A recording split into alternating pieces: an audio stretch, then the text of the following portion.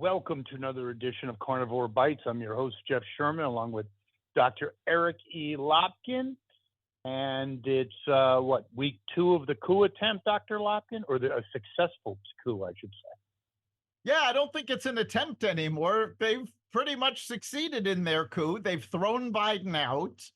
They've managed to keep him in office through through January 20th, primarily because they don't want Kamala Harris in office prior to the election, because then people will actually see how she leads. Okay, that's a very interesting point. You got to address that for our listeners. Usually, like in a divorce or whatever, possession's 9/10 of the law. People don't leave their houses, blah, blah, blah. It's a completely different issue. But possession is 9/10 of the law. In a real world, you would want Bob Johnson, the vice president, to assume the presidency, because then they have incumbency, don't they? But not with Kamala, you're saying. And not with Kamala. The whole problem here is that right now her campaign is based on saying everything I did before I don't agree with now. But if she were actually to be president between now and the election, she can't do that. She'd have to actually govern, and she wouldn't be able to distance herself from it. So she would be backing these left-wing ideas, which she always has. Let's not forget that Harris was actually rated by nonpartisan group the most liberal member of the Senate. And at the time, that included Bernie Sanders. Without any question, yes. But that gets to a bigger issue, Dr. Lopkin. Democrats, again, we've talked about this for a billion years, even in terrestrial radio, that we wouldn't let them change our oil because most of them never really had a job. But they're great political opportunists and manipulators. The thing now is they're rebranding her or reimagining her, to use her words. Do you think it has a chance? Are Americans that dumb? It's an open question, by the way. I don't think it does have a chance, because this is, I believe, the 5th rebranding of Kamala Harris since she became vice president. Every time she comes out, she shows who she is, and they keep having to reboot her vice presidency. Well, now they're rebooting yet again. So I think people are going to see through this. And quite frankly, I don't think any rebranding, rebooting, anything they try is going to survive her actually taking questions. Once she's will she take no. Will she take questions, or she's going to have the same questions that Biden had in 2020, like pistachio or chocolate chip? That's a good question. Right now, she is supposed to, via Zoom, address the National Association of Black Journalists. Now, Donald Trump is addressing this convention in person, and he is going to be grilled by journalists. We will see if they actually grill her, if they give her softballs, or if they just let her read off of a teleprompter. So we will actually We'll actually know the answer as to whether or not the press is going to question her in the next 24 hours. Speaking of questioning, I would say potentially pivotal moment, 2 pivotal moments that I'd like your opinion on, and so our listeners would as well. The debate, okay, Trump, Harris, and the convention. Let's talk about the debate first. First, before we get into it, the probability of it happening, Dr. Eric E. Lopkin. I think it's going to happen. Both candidates seem to want to have a debate, and every media outlet is clamoring to host it. So there's a lot of pent-up demand for this debate.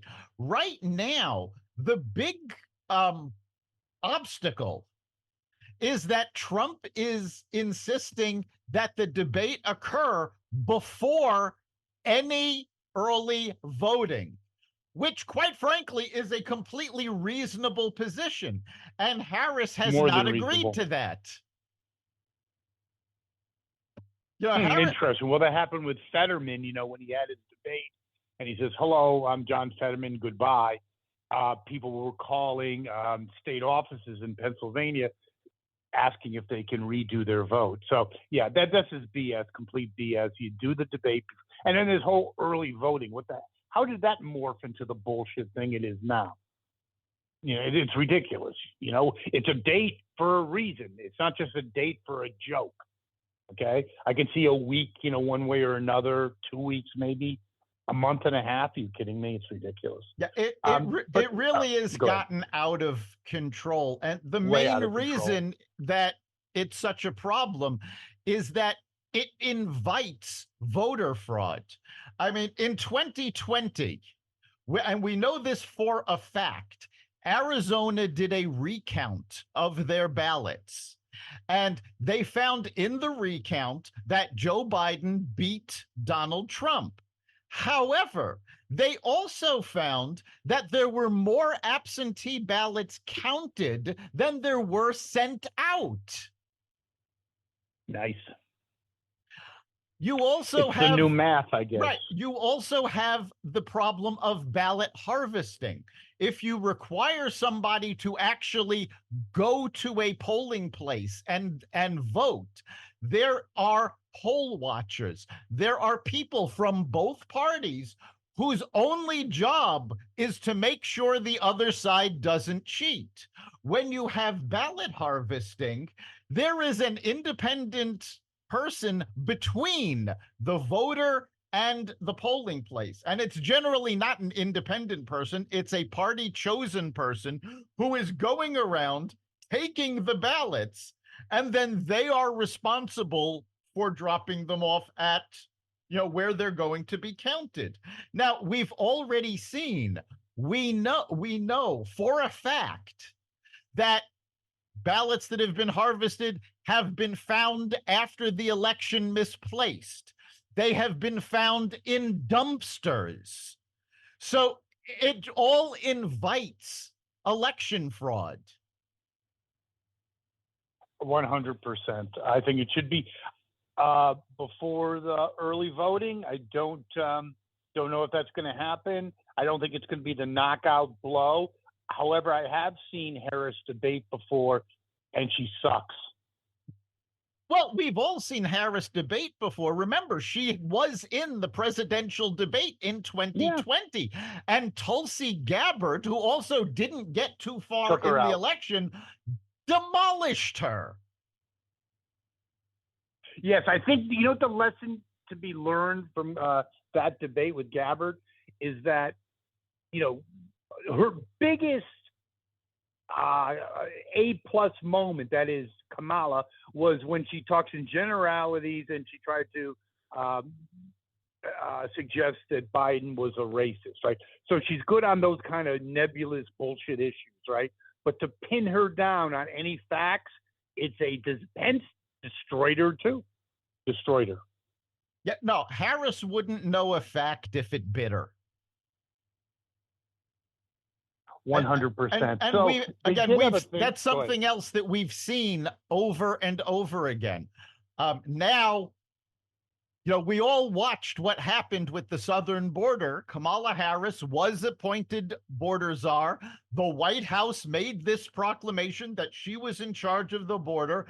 And now they're trying to go, oh, no, she was never in charge of the border. Really, she was the one looking for root causes, but she wasn't in charge.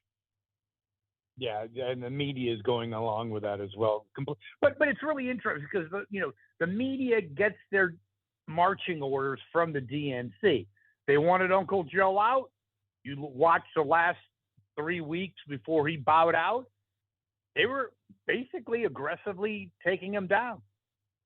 And now the reverse. They have the honeymoon. She's not really a liberal. Oh, she's learned so much. The list goes on. A bunch of crap. But speaking of crap and identity politics, which the Democrats have honed to a science, an exact science. Again, we talked about this off there. If I still smoke pot, which I don't, I would say, wow, it was really high last night when I saw this. This can't be true. They had white dudes for Harris. Your comments. Yeah, this is a group of actors who are trying to prove that Kamala Harris has broad appeal across demographics and that she's not just appealing to Black women. Which, ironically, if you watch African American women talking about Kamala Harris on social media, we've actually seen it on MSNBC, they don't like her at all. But they're trying to prove that she has broad demographic appeal. And these are a bunch of left-wing actors from Hollywood who wouldn't know the real world, if it hit them in the face. And let me just interject one other thing. If you're going to do the remake of The Dirty Dozen, a classic from 1965, these white dudes, you wouldn't be drawing from this pool of ultra macho guys. I mean, the level of testosterone in that group was like a wading pool in the kiddie section. Yeah, well, I mean, if you think about it, though, that has been the Democratic platform for at least a decade, if not longer. Remember, they were pushing the idea that, toxic masculinity, it's bad to be a male. Testosterone is evil. And these are the people that went along with that. Well, guess what? It's not bad to be a man. It's not bad to be a woman. Be yourself. Don't listen to any of these idiots saying, oh, you have to be like us. No, you have to be like you. And if that means being traditionally masculine, go for it. Well, it even transcends into the Olympics. The opening, I know people have gotten a lot of shit for it, and rightfully so. Your thoughts, Dr. Lopkin? I mean, that was, again, if you were still smoking pot, you'd say that's impossible, but it's possible, isn't it? Yeah, this was absolutely ridiculous. Out of control. The Olympic Committee had to apologize for the opening ceremony, which, for anybody living under a cave or managed to avoid this, they had drag queens recreating the Last Supper, which offended millions of Christians. Well, guess what? And they said their excuse for this was we're trying to promote inclusivity. It's like, no. Oh, God. Being inclusive means everybody. If you are inclusive, it means gay, straight, male, female, white, Black, Hispanic, Asian, Jew, Christian, Muslim. That's what inclusive is. It's not making fun of somebody who doesn't agree with you. And I think the best statement came actually from fitness trainer Jillian Michaels. Now, Jillian Michaels is an open lesbian. And she said this was the worst thing the gay and lesbian community could have possibly done, because we are fighting for inclusivity. We are fighting for tolerance. And yet we are showing that we are completely intolerant to anybody that doesn't agree with our point of view. So that's exactly what they did. They didn't show inclusivity and tolerance. They showed just how intolerant that audience is. 100%. But you have to really scratch your head. Who the hell thought that was a good idea? Like, really? And you know what? It really, before you comment on that, it's really not so rare. Like Disney, like approving movies with, some transgender super, they just get so insulated that they don't understand who their target audience is. I think that's true. It's an echo chamber of insanity. Yes, they don't understand their target audience. In fact, Quite frankly, the Olympics has lost sight of their target audience. The Olympics was supposed to be a coming together of countries in friendly competition. It was not supposed to be political. It was not supposed to be agenda driven. This actually started to fall apart back in the 70s when people started boycotting the Olympics because of where it was and the politics of a country, and it's since completely disintegrated. But this was above and beyond, because it was literally offensive not just to Christians. Because another statement I heard, the Prime Minister of Italy. Remember, The Last Supper, not just a religious icon. This was a painting by Leonardo da Vinci. And basically, the Prime Minister of Italy said this was a shot by France against the people of Italy, regardless of what religion they are. I think it's even if you're Jewish, anything, people I have tremendous respect for the Christian religion. And I found it offensive. Did I lose sleep over it? No, but it was offensive on two fronts, because it is an insult to the Christian religion, and it was offensive because someone got paid to say, yes, this is good. Like, what the hell were you thinking? It's beyond. Everyone can make marketing and business mistakes, but you thought that was good, genius. Amazing. Now, this was emblematic of what is wrong with the left. And we've talked about this over and over again. Do as I say, not as I do. They're preaching how it's important to be tolerant, and yet they show their intolerance to anybody who isn't them. So that's a major problem. If you are preaching tolerance, the first thing you have to do is be tolerant. Martin Luther King Jr. preached nonviolence. He didn't then go pick up a gun and shoot his enemies. He forgave them. He was nonviolent. Gandhi, the same thing. You have to live your values, and the left doesn't. You mean to tell me that that, let's say, Chucky Schumer with his grill, and then Bernie Sanders, the self-professed communist, now has 3 houses and worth several million? You're saying they're not doing they're not following what they say? Rhetorical question. Yeah, not worthy of your comment. The millionaire socialist. I mean, I love it. It's awesome. We always make fun of Bernie, but this isn't anything new. It always cracked me up, and I think it was Elvis Costello that actually commented on it, about John Lennon's song Imagine. And it's a millionaire singing Imagine No Possessions. Oh, I love that. I mean, that's excellent. I've never heard that. Dr. Eric E. Lopkin, I love that. It's fantastic. I think it was Elvis Costello that made the comment, but he was absolutely right. I mean, that is the hypocrisy of people pushing socialism. Yes. But, speaking of hypocrisy, one of the new taglines, I think it's being test marketed. It seems to be a sub-theme today, marketing and business. Now the Democrats are testing Republicans are weird. Let me tell you, I haven't been in marketing for a while, but I don't think that dog can hunt. Your thoughts? No, I mean, Republicans over the last 8 years have been called terrorists. They've been called white supremacists. They've been called deplorables. Somehow, I don't think anybody's going to care about being called weird. Yeah, but it's a pot calling the kettle black. Talk about weirdness. I mean, the Democratic Party, today's Democratic Party, is quintessentially weird.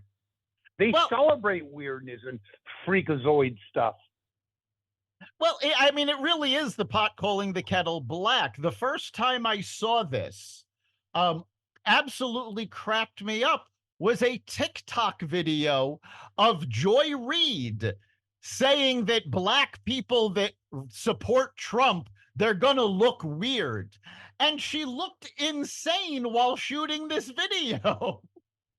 Oh, I'm telling you, it's only by the grace of God that she's not committed, along with the rest of the crew. But that's another subject. It looks like.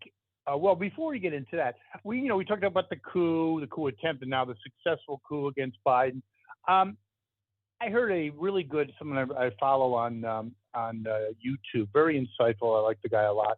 He basically claims that the Democratic Party will never recover from this. I think that's a little extreme, but what is the damage done, if any? Do you think there was damage? And I think it's really hard for them to call themselves the party of. They've gotten rid of that, by the way. You don't hear them saying that anymore. You have to protect democracy, but essentially that was a coup. A palace coup. Yeah, the Democrats lost the ability to say they're trying to protect democracy when they have put up a candidate that nobody has voted for. And I don't know if the damage is permanent, but there has been quite a lot of damage, because I have heard personally from Democrats who have said, you know what, I cannot vote for Kamala Harris because there was no primary.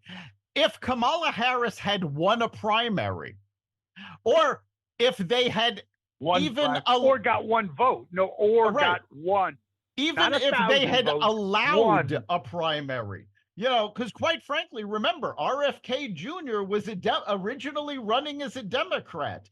If RFK Jr. had been allowed to continue in the primaries, and then they said, well, Biden has to pull out, RFK got the next highest votes in the primary, so he will be the candidate.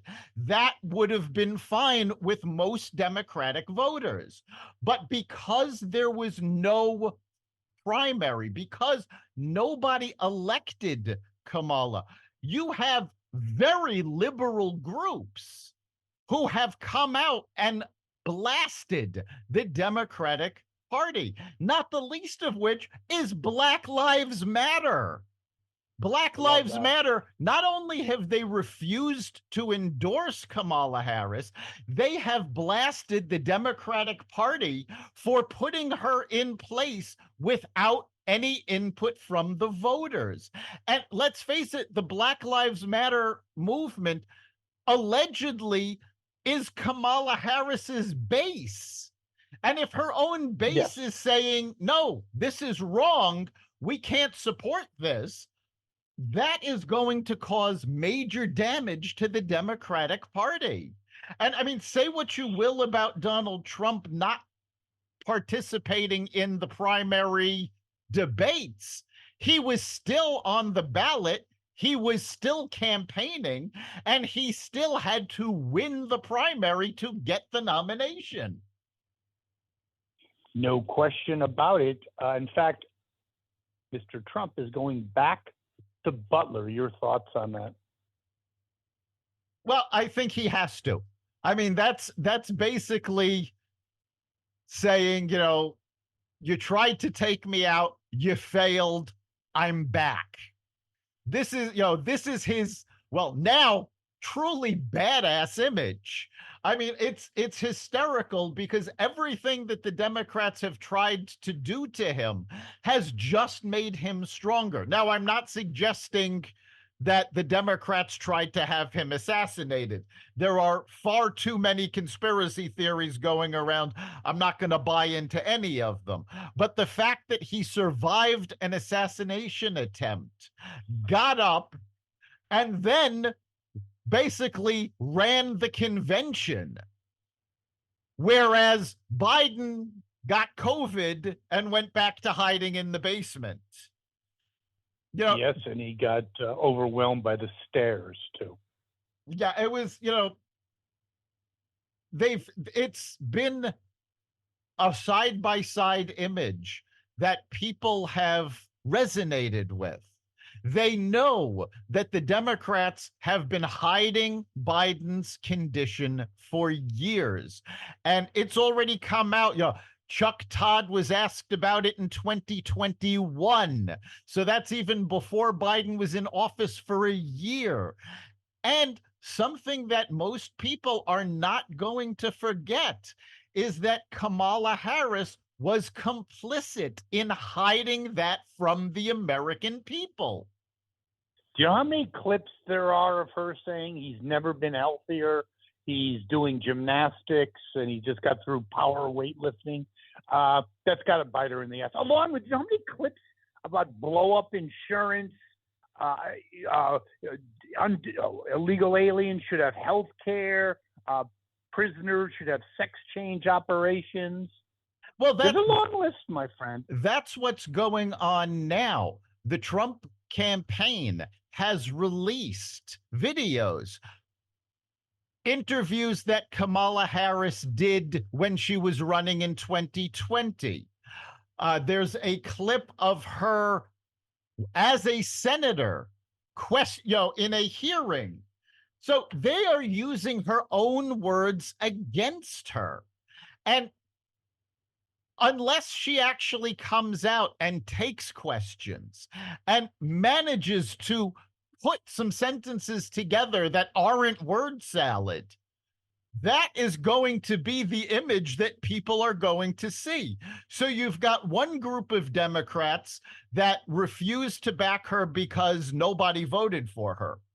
You have another group that she's too left, to support, which they're trying to whitewash her liberal background. I don't honestly think that's going to work, especially since, it was one thing back in the 1980s when a politician changed his opinion on something. You had to go into the news archives and you had to search for that. Now all you have to do is a search on YouTube and the video is out there. Without a doubt, I think that's going to interfere with her honeymoon. We look at where this election is going, and it looks like Josh Shapiro of Pennsylvania seems to be the front runner. There's three, but he seems to be number one for the VP states. Your thoughts? Yeah, that's going to be. He's a first-term governor. That's going to be very interesting. I don't know much about Shapiro other than the fact that he is Jewish and he is still serving his first term as governor. But I have heard numerous Democratic pundits say that if Harris chooses a Jewish vice president, they will kiss Michigan goodbye. They will kiss Minnesota I have to goodbye. I have to interject on that. I think you are 1,000% correct. And I think what you're doing is flipping. And I don't know if you're going to really even flip Pennsylvania because he won to some nutcase that Trump supported. I forgot his name, Carl, whatever, running for governor. He was a total whack job. And that was one thing, Trump completely screwed up the 2022 election. But so he's only, so you could possibly flip Pennsylvania, but there is no way that's going to play in Michigan. Correct? Yeah. So, the question becomes, is this man a capable vice presidential candidate? And again, I don't know his record. I don't know his qualifications. So I can't comment on whether or not he is or not. But you have to look at, is he going to bring in enough votes, especially since it looks like J.D. Vance is going to make it very hard to beat the Trump campaign in the Rust Belt. I need to ask you a question about J.D. Vance. He's become increasingly under attack. I mean, and one thing I think is amazing, people get freaked out because he made single women with cats. Like, that's so benign. But he's been under attack, and on CNN, I don't think it's true. They're saying, oh, Trump's considering getting rid of him. So you still see him as an asset, Dr. Eric E. Lopkin. Oh, J.D. Vance is definitely an asset. And if you think these attacks really bother him, remember that he served as a United States Marine. He brought himself up from abject poverty to be a venture capitalist in Silicon Valley and a U.S. senator. His accomplishments are many. Now, I think where J.D. Vance is actually going to be slightly a liability is when people attack Kamala Harris on her record, because J.D. Vance was strongly against Donald Trump and he changed his mind. So I think it's a positive. Harris is going to be able to say, well, I changed my mind on that issue. I learned my lesson, and you can't criticize me for changing my mind without criticizing J.D. Vance for changing his. I like your point, but I think it's different. How do you like that? I think one of them are really issues related. I don't think J.D. Vance had such a problem with Trump about issues. He just didn't like him personally. That's a little different breed of cat, because you could say, hey, listen, I thought the guy was an ass. I thought he was a blah, blah, blah and a boo, boo, boo. But after seeing him for a while and looking at his leadership, I came to realize I was wrong. It's different than saying, it's like when Kerry says, I was for the war until I was against it, or vice versa, or whatever. Yeah, it is different. And that's what the Trump campaign is going to have to fight on. In fact, there are many situations that have come up where somebody has been absolutely against Trump. They didn't like him. They said they would refuse to support him. Lindsey Graham. And then they met him. And then they spoke with him and they changed their mind, because your mind can be changed when you have access to information. And if you don't know somebody, you can't say you don't like Trump personally if you've never met him personally, because all you're going on is what the media is spinning. So, yes, it is different, but I don't think the Democrats are going to split hairs over that. I think they're going to try to use that to defend Harris. And I think, quite frankly, it'll backfire on them. 100% agreement on that. You're looking at what's going on in Israel. Israel attacked the Iranian leader in Lebanon.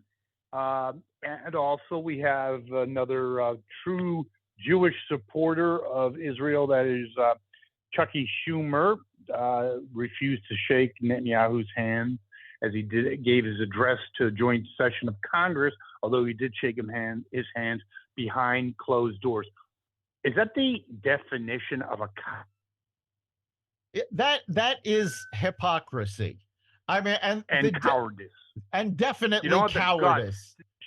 Yes, I mean, Kamala Harris, the first decision she made on her campaign was to go speak to a sorority rather than preside as vice president over the joint session of Congress where Netanyahu was speaking. So, yeah, there is so much hypocrisy in the Democratic Party that, quite frankly, I don't understand how any person who considers themselves Jewish can support that party. Now, talking about Israel, though, this has been a very important several days, because they took out the Hezbollah commander that was in charge of the missile attack that killed children on the soccer field. They took out the political leader of Hamas.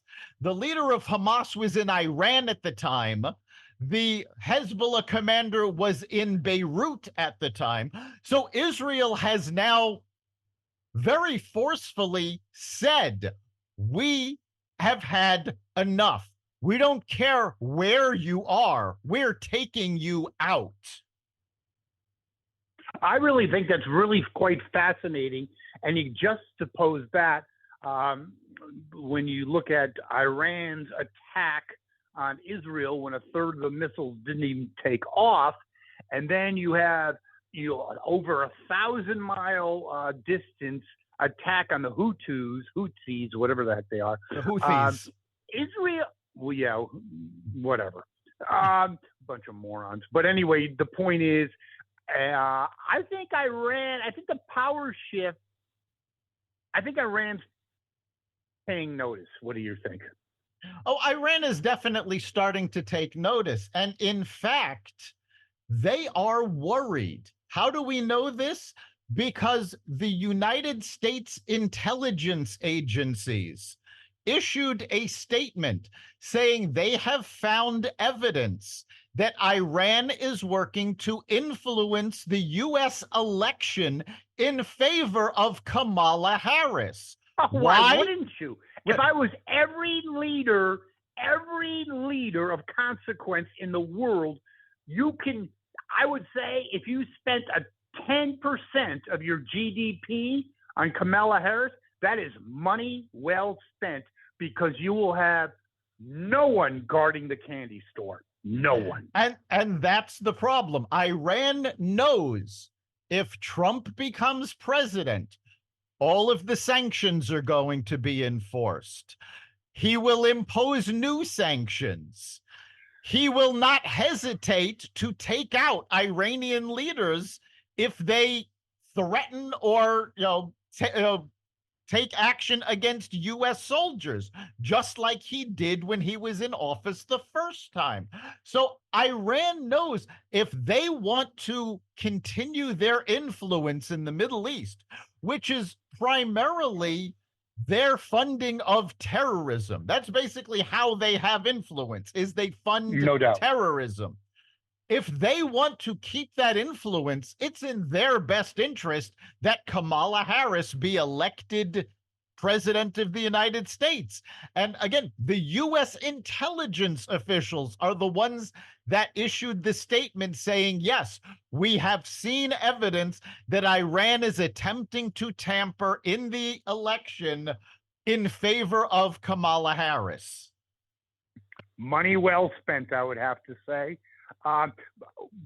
Again, on the political realm of things, though, there was an investment billionaire, I believe he was Jewish, by the way, who was talking about, how things were going to shake out in the election. And I think this is when Biden was still in, but he thought the final blow to the Democratic chances is going to be the Chicago convention, because it's going to be people who are a little nostalgic for the 60s, peace, love, and all that stuff, right? Great music, blah, blah, blah. It might be returned to 1968. Both are in Chicago, by the way. But according to him, and I agree with him, every nutcase, psycho, days for nuclear balance are going to be in that, around, protesting. And then even inside, okay, you're going to have, I'm sure, outbursts of Palestinian sympathizers, and who knows? Your thoughts. It may not be a good look, and I don't think the media can put a kibosh on it. Yeah, the Democrats definitely have an uphill battle with their convention. First of all, we already know that pro-Hamas protesters are going to be protesting at the Democratic convention. This is basically a given. So if the Democrats can keep them outside of the convention, it's going to be, to their benefit, but you're still going to see the protests at the convention on the news. And the media, even if they want to, to cover it up, it's going to come out. So you're going to see the protests. And let's face it, if the last several weeks of protests are of any indication, these are not going to be peaceful protests. These are mostly peaceful, correct? That's right. The buzzword. Right. There is going to be vandalism. There is going to be anger, So that's not a good look by itself. Then you've got the comparison, because the Republicans just had what, quite frankly, might have been their most successful convention ever. They showed unity. They showed diversity. They showed emotion, and they talked about bringing the country together. The Democrats don't have that unity, even now that they've gotten rid of Biden. And quite frankly, they're going to have to put on one hell of a show for people that actually saw the Republican convention. There's going to be a compare and contrast. So they're going to have to show just as much unity as the Republicans. They're going to have to not attack the Republicans because the Republicans didn't attack them. They're going to have to talk they about can't help themselves on that. they're going to have to themselves. talk about how they're going to unify the country. And at this point, I don't think they can do it. I don't think there is enough unity within the party to be able to stand together like that. And that's going to hurt them. I would 100% agree. And on certain issues like the Arab-Israeli conflict, they're going to have to mealy mouse walk a tightrope, which means when you try to please everyone, you please no one. Speaking of not pleasing, the Fed chairman came out, I never thought I'd hear this, that our $35 trillion, thanks to the Inflation Reduction Act, just kidding, our $35 trillion debt, we cannot pay that off. Yeah, excellent. That's a frightening thought, because it literally means that China, who holds quite a lot of American debt, could shut our economy down by calling it due. That is terrifying. And it also, unfortunately, gives politicians cover. And I'm not going to talk Democrat versus Republican because they're both guilty of this. But now politicians can go into the mindset of, well, we can't pay the debt off anyway. What does it matter if we spend more and we borrow more? And that is a dangerous mindset. It's catastrophic, okay? And you're also right. Let's say I owed you a couple $100,000, right? And you didn't. You did a couple things that I wasn't really happy with. I go, Lotkin, I'm really sick of this. And you go, all right, then pay me the 200. I mean, basically all the bravado and the tough talk about China. Hey, they own you, dude. Right, and more than that, though. If somebody owed you $100,000 and you couldn't pay them back, and you told them, no, there's no way I'm ever going to be able to pay this off. If they continue to ask to borrow money, would you do it? Of course not. Wow. Dr. Eric Lopkin, 100%. Yes, good call. So that is going to bank is drying up. Yeah, that is going to damage America's reputation in the world and our economic reputation, and it's going to cause it to be harder for us to borrow. And since we basically run our government on debt financing, that has the capability of crippling us. 100% agree.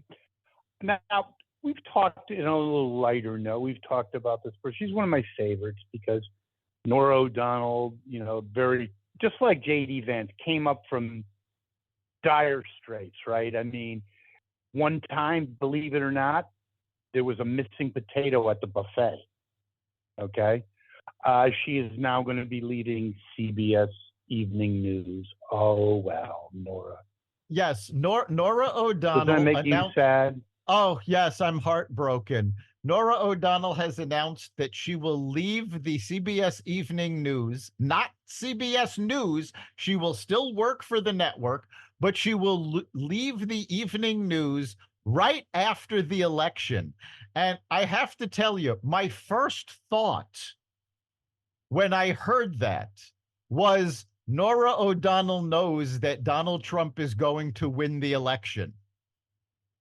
And that's why she Why do you wants to say that, leave. Dr. Lop? That's why she wants to leave the evening news, because she doesn't want to have to report on things that Donald Trump is doing to strengthen this country. She wants to go off. Her assignment is going to be, I think they called it reporter at large, where she's going to work on longer term projects, doing interviews with actors, with activists. Oh, well, Where, no. That's what she should have done to begin with. As a hard news person, she had no street cred. It was a joke. The only reason he got that was probably she got her first job because daddy probably was some influential person after she graduated Georgetown, probably on a legacy. You know, please, you could make me ill. yeah, she's And never I'm been sure she would. she's never been good at hard news. But I honestly believe the reason she made this decision, and as far as I can tell, I looked into it, it was her decision. CBS didn't say, we don't want you doing the news anymore. This was her decision to leave. And I honestly believe Well, it's because she knows that Donald Trump is going to win the election and doesn't want to have to cover his administration. do you feel bad for her that now she's going to have to spend more time at Chardonnay parties in Georgetown? Oh yeah, that's my It's going to heart be brutal. my heart bleeds for her. This is somebody else who, got advantages that she did not deserve, she did not earn. Zero. She was never, and quite frankly, she showcased how bad she was at reporting hard news when she was one of the anchors of CBS This Morning, when Adam Schiff would come on the show, lie through his teeth about the Steele dossier and about all the evidence that he had against Donald Trump. And even after the special counsel report came out saying there was no evidence, there was no proof, they never questioned Schiff on this. They just let him lie. It's called follow-up questions. I believe that's called journalism 101. Yep. Anyway, when your father got you into Georgetown and got you your first big job, you really don't have to pay attention to the classes, do you, Dr. Lopkin? I guess not. There you go. Then we look at Venezuela with Maduro, some scary things going on there, and some things that reflect a little bit the Democratic Party's view on certain things as we look at the courts. Yeah, if you take a look at what is going on in Venezuela right now, President Maduro was just allegedly reelected. And I say allegedly because not only is the U.S. challenging the results of the election, 6 other South American countries are challenging the election. They believe there was widespread fraud. And why is this important for America? Well, because the first thing Maduro did when he took office in order to solidify his power was he, quote unquote, reformed the country's Supreme Court, which is exactly what the Democrats are trying to do now so that they can get their policies through the courts without actually having to make them legal. I find that offensive because they're the party of democracy, Dr. Lopkin. How can you say that with good conscience? Yeah, they're the party of democracy. They're trying so hard to defend democracy. And yet, time and time again, they have tried to ram regulations through executive orders that needed to be done by the Congress. They have tried to change the rules when Congress are the ones that have to do this. So Congress, even under the Democratic-controlled Congress, did not have the votes to push these left-wing ideals through. So the leftists have been trying to bypass Congress, and that is illegal, and the courts have slapped them down. In fact, the student loan forgiveness, every time, every time Biden has tried to get this passed, he bypassed Congress. He tries to create administrative rules that allow him to do this. And the courts have said, no, you do not have the power to do this. Congress controls the purse strings. Congress has to do this. And he keeps ignoring the courts and trying to move forward on it. So now they said, well, the courts won't back us. Let's change the courts. Change the rules. Well, that's the definition of democracy, isn't it? If it doesn't work for you, then you change the rules. You change your candidate. What else do you want to change? Let's change the number. How about the number of states? Yeah, Washington and Puerto Rico. That would be fantastic. Yeah, and what's truly amazing about this attempt is, first of all, they don't understand how this would actually work. They've talked about a congressional amendment to change the Supreme Court ruling on presidential immunity. Now, it's very clear that nobody who is promoting this congressional amendment actually read the ruling. And in fact, I don't even think Justice Sotomayor, who wrote the opposing viewpoint, read the ruling, because the ruling was very clear. It says a president has immunity for official acts that he conducts as president. That means he cannot, if he's trying to take out our enemies and an American is accidentally killed, he cannot be prosecuted. This is not a hypothetical situation. This actually happened during the Obama administration, and Obama has immunity for it because he did not set out to murder an American. It only applies to official acts. It does not say that the president can rob a bank or kill somebody and get away with it, which is what they want the American people to believe it says. So they want this congressional amendment against something that doesn't actually exist. And they don't realize how hard it is to get. They don't understand how difficult it is to get a congressional amendment through, because you need 2/3 of the House to approve it, not a simple majority. You need 2/3 of the Senate to approve it, not a simple majority. And you need 2/3 of the state legislators. Oh, details to pass this. Well, guess what? Even congressional amendments that had broad bipartisan support took years to go through the process. And Biden thinks he can push this through before he leaves office. Worse than that, his handlers too. Worse than that, there was one of the things in the proposal that he made about limiting the terms of a Supreme Court justice to 2 years, or the president got to appoint somebody every 2 years. I don't remember how they phrased it, but the idea of it was to remove the lifetime term of a Supreme Court justice. Now, whether you agree with them having lifetime terms or not, the lifetime term is actually mentioned in the Constitution, which means you can't change that without another constitutional amendment.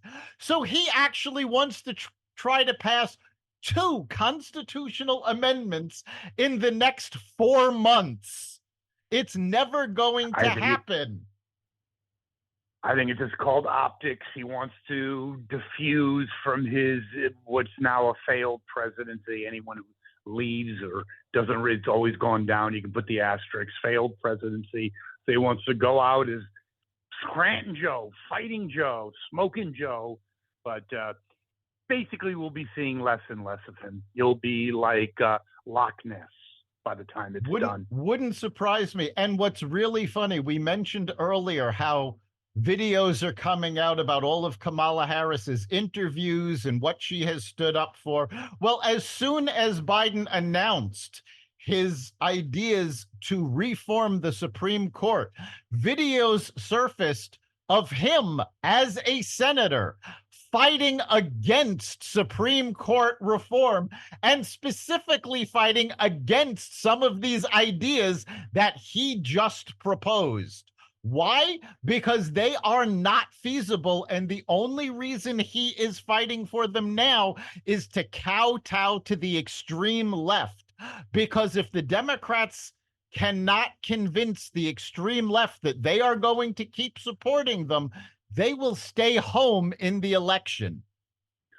Well done. That's 100%. Rile up the base, play victimization, all part of the Lewinsky playbook. So, Dr. Lopkin, another great show. We'll be back in 2 weeks, won't we? Yes, we will be back in 2 weeks. And believe it or not, in 2 weeks, we will have our 300th episode.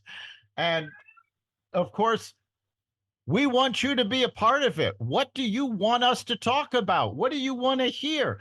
Tell us your opinions by going to xvadio.com/connect or the Carnivore Radio Facebook page. Message us. Let us know what you're thinking.